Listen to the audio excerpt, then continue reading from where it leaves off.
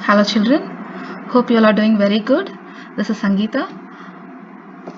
We will start with a new chapter in chemistry, metals and non-metals. Hope all these video sessions are helping you to get connected with academics. So what are the things that you know about metals and non-metals? So we have seen a lot of materials in our daily life and we can differentiate in most of the cases which is metal and non-metal. So here you see a lot of substances that we see in daily life, right? And what are these? So you can also see the names of those substances: copper, zinc, tungsten, magnesium, tin, and these are the applications of those metals. We use this in our daily life. So pins, gold ring, coin, silver spoon, and even on the right hand side here, nails, silver, we call them as silver biscuits and gold biscuits, right? So what about this slide here? So carbon, phosphorus and sulfur. So do we see them in our daily life? Carbon we do, but not much of phosphorus and sulfur, right? So what are these? They are non-metals. So just by looking at the metals and the non-metals, so all these three slides are metals. Here carbon, phosphorus, sulfur is a non-metal. So just by looking at them, we can make out some differences. There is a physical difference between both, right? What are they? So here you can see that the copper is into a thin sheet here, and what do we see here? They're drawn into a thin string, and here you can also see it's made flat like a sheet. Here we see a sheet, here is a spring. So we will consider the physical and the chemical properties of any substance. So this you have learned it in the previous class. What is the difference between a physical property and a chemical property? Physical property is something that can be observed. Chemical property cannot be observed in all the cases, but there will be a change in the chemical nature of the substance formed. So what is, for example, we will consider an ice. When you apply heat to the ice, what happens to the ice which is in the solid state? When we say state, it is a physical state, solid, liquid or gas. So what happens to that ice which is in a solid state? It is formed of water molecules.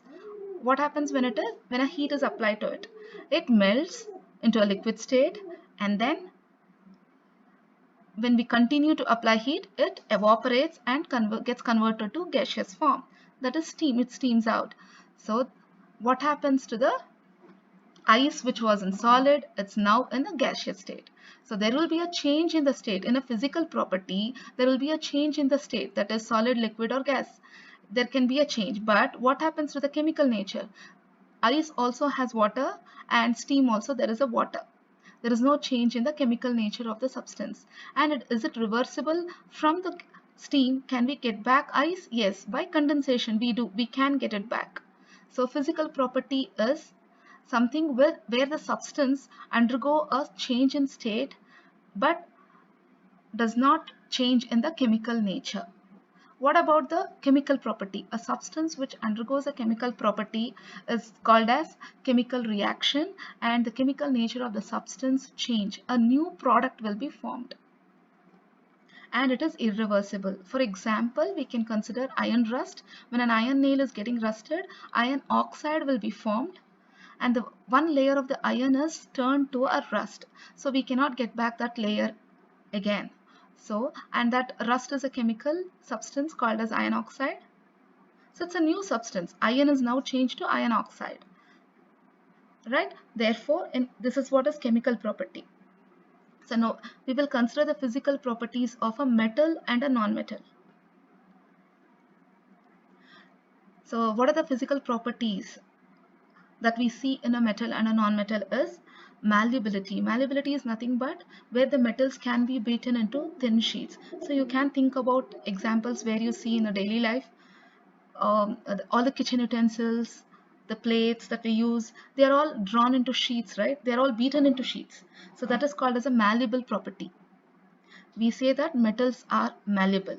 whereas non-metals are not malleable. They cannot be beaten into thin sheets. You have seen those, we will get back to that slide. Here you see carbon, phosphorus, sulfur, they're all in the powder form, which is soft in nature, and they cannot be beaten into sheets. Then we will move on to ductility. Ductility is nothing but a property where a metal can be drawn into wires. So what type of wires do you see in the electrical cable? It is copper wire. So copper is a metal which is drawn into wires. Therefore, metals are ductile. It is malleable, it is ductile, and then metals are good conductors of heat as well as electricity. Here I've written it as electrical conductivity, that is a property of material by which it allows electric current to pass through it. Here you see a basic tester circuit. Tester is nothing but you can have a battery in that and a bulb, LED bulb. For this purpose you can use LED bulbs, and you see a crocodile clips here. This is a very simple circuit that you can conduct it at home. In place of AB, you can use any metal in the circuit and check whether the electricity pass through it. So electricity is through battery that provides the current. So whether the current can pass through the metal or not, you can check it with this basic tester circuit. So here I'll place a copper sheet or copper wire. So what happens? The bulb will glow. You can switch it on. The bulb will glow. If you place a wood piece, the bulb will put off because wood is a insulator. It doesn't allow the current to pass through it. Therefore, metals are good conductors. What about heat? How are they good conductors of heat? For example, you take water in a vessel. It can be an aluminium vessel or a ever silver vessel or a copper bottom vessel. What do we see? If you touch the vessel when food is cooked in that, what happens? You can feel the hotness. Therefore, the metals are good conductors of heat. So here I have summarized the properties, the physical properties of metals and non-metals. So it's self-explanatory. Hardness, whether metal is hard, it is very hard, and non-metals are soft. So when we say luster, it is lustrous, that is all the metals are shiny in nature. It shines. And non-metals are dull. So malleable, we have seen this, ductile, and heat and electricity, they are very good conductors. What about the sonority? They are sonorous, that is, they produce ringing sound when hit. So you take a hammer and hit plate, even in the kitchen utensils, if you hit, how noisy it is. You get a shrill sound from that. So we call it as a ringing sound. So we say metals are sonorous. Non-metals are non-sonorous.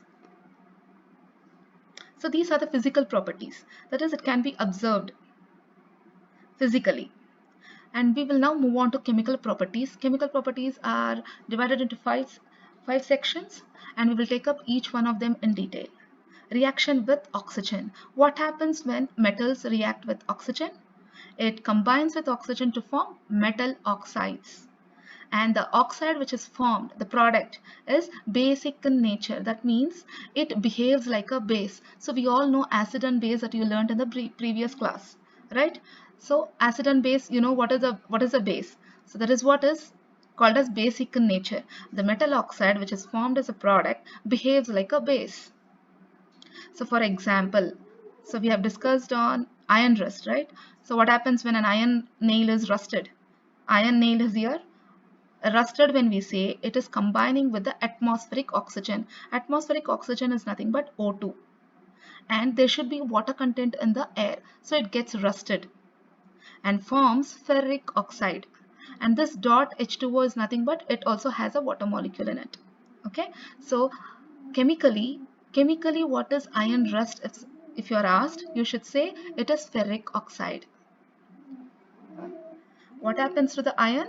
When iron is exposed to moist air, moist, when we say it is water molecule, moist air is oxygen again, it combines with oxygen to form ferric oxide. So there's another example. What happens to a magnesium ribbon when it is burnt in air. Whenever in a chemical reaction you see burnt, that means you should write it in the equation as oxygen. So when we say burnt, the substance combines with atmospheric oxygen to form magnesium oxide. See, all these, most of the activities or the experiments in this chapter will be conducted in the school laboratory. We have conducted all of them last year, and even in the school exhibition we have conducted all the experiments. So you can expect as soon as the school reopens. So what are these two reactions? How metals react with oxygen. That is, they form metal oxides and they are basic in nature. What do you mean by basic in nature?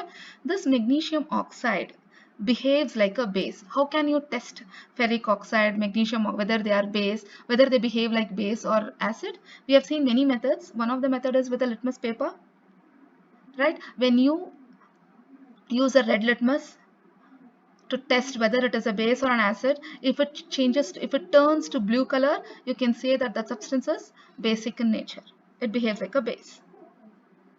When the red litmus turns to blue, it is base. When the blue litmus turns to red, it is an acid.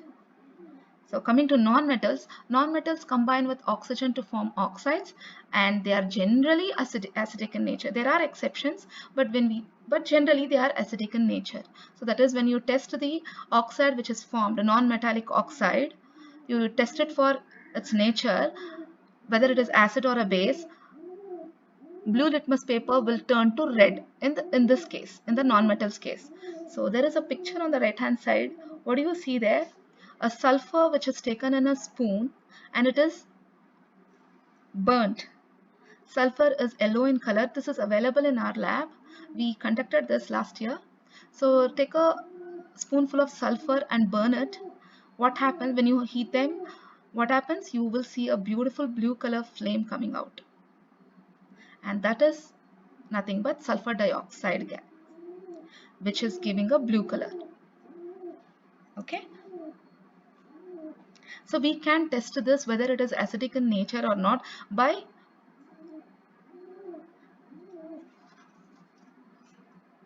we can test the nature of the gas. How do we do this?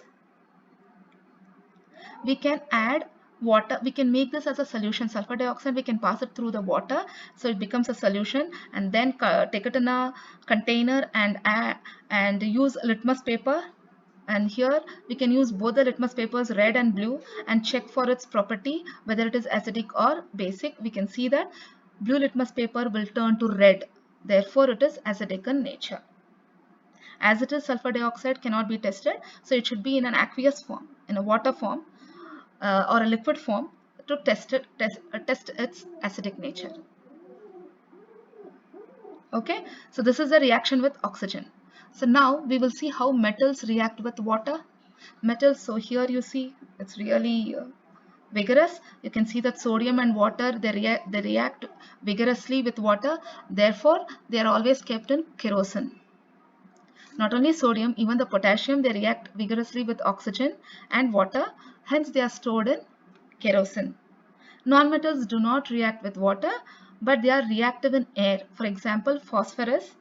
Phosphorus, when it is just exposed to air itself, it is very reactive. Therefore it is stored in water, phosphorus. So next we will go to reaction with acids and bases. So how does a metal react with acid? The general equation you should remember: the metal reacts with any acid to form salt and hydrogen. Hydrogen gas, this up arrow indicates gas. Hydrogen gas will be formed. For example, when on the right hand side you see a picture in a beaker. In a beaker, take some few granules of zinc. This experiment is conducted in the lab. It's a very nice experiment called as pop sound experiment. So zinc granules are taken in a beaker. We add sulfuric acid into it. This is a general form. This picture is general one. Here the example here is zinc and sulfuric acid we have taken. So you can see that if you take few zinc granules in the beaker and add sulfuric acid into it, in a few seconds you can see hydrogen bubbles coming out, and those bubbles are hydrogen gas. And how do we test for the hydrogen gas? So we can bring a burning matchstick near it. You can hear a pop sound. It burns with a pop sound.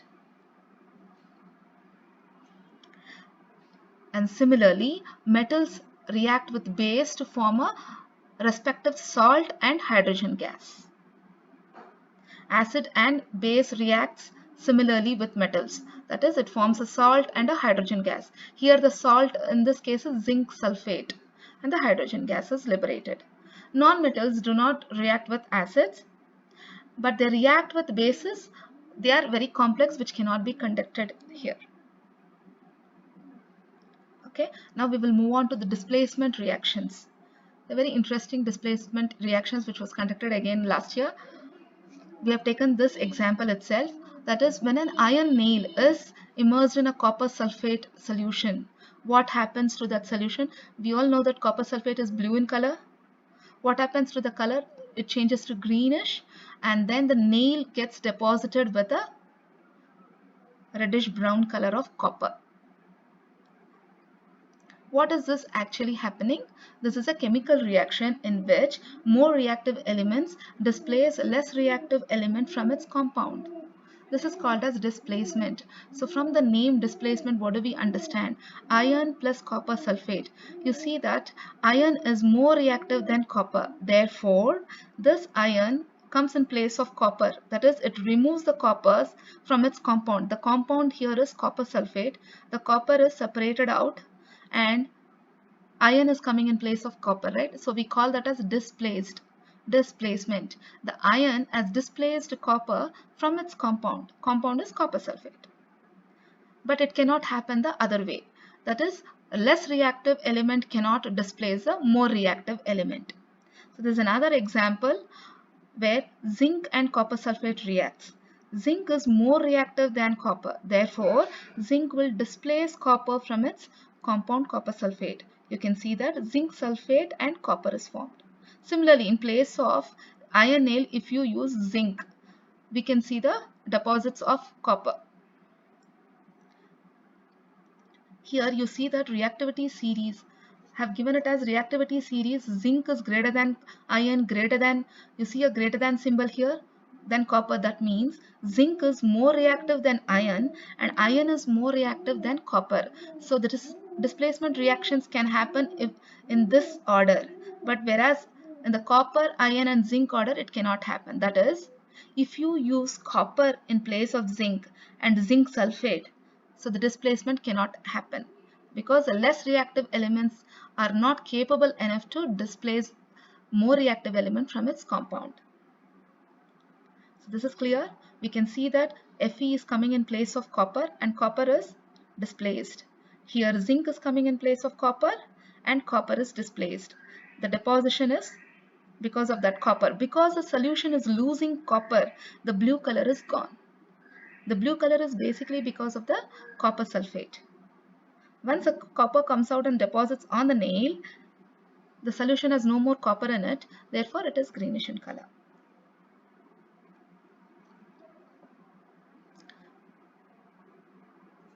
So now here you can see the summary of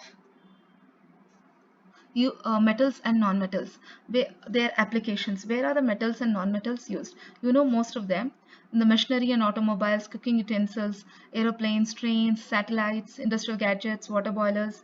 And here is your assignment. You can see that non-metals are used in fertilizers, breathing, water purification, antiseptic and crackers. I want you students, I want you to write down which particular non-metal is used in these applications. This will be your assignment and you can submit it once the school reopens.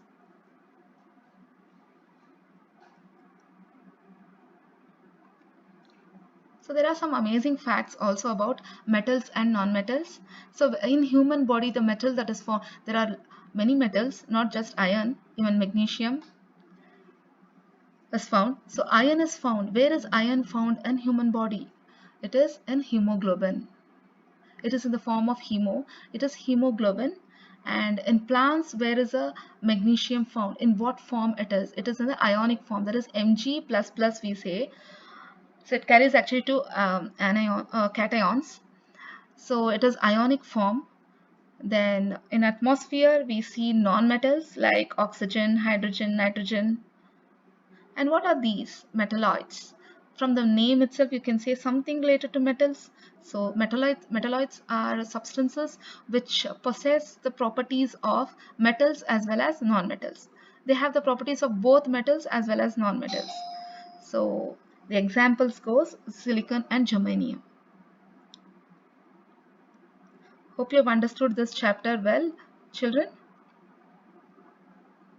So any doubts, please mail us.